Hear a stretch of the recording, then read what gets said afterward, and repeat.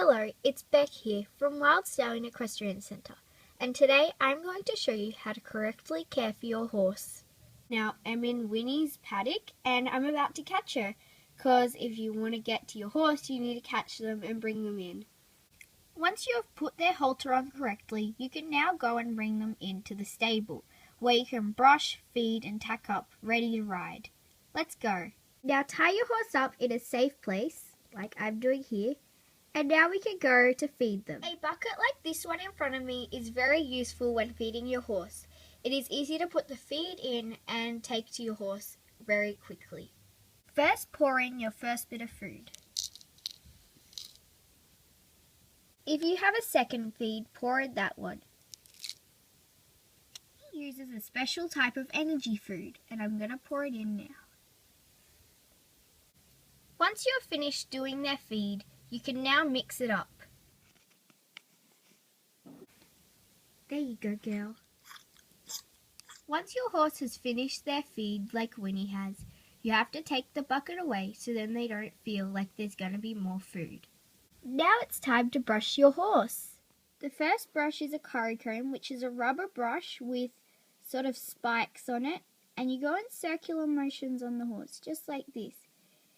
It gives them a massage and brings all the dirt from their skin up to their fur so you can brush it off with the body brush afterwards. So the next brush is a body brush, and some people like to use a dandy brush, but I like to use a body brush.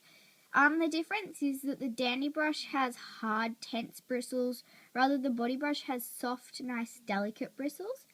And all you do is you brush them the same way if you're using either body brush or dandy brush, but you just go down and flick, flick, flick. Short motions will be the best because it gets rid of all the dirt then. Okay, so now I'm onto her legs, and this is her back leg. And this is with the dandy brush. So I like the dandy brush best because it's the hard bristles actually get rid of all the dirt on their legs. So you just brush them. You don't go too hard. Just brush them nice and softly because the legs actually are quite delicate. Watch out for any sores or anything on there. And yeah, that's how you brush the legs with the dandy brush. So now it's time for their hooves. I'm just using a simple hoof pick, no brush or anything, and you just pick out their hooves nice and softly.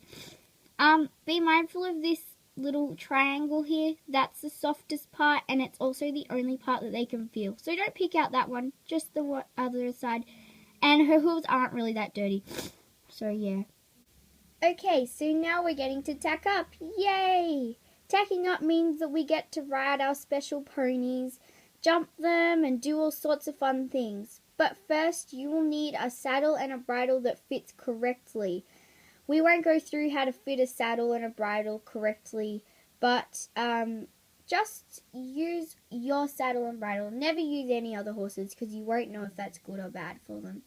So let's start tacking up. Wild Stallion Equestrian Centre always hang their tack up on something. They never leave it on the ground to get wrecked. You always have to look after your tack and make sure you wash it correctly.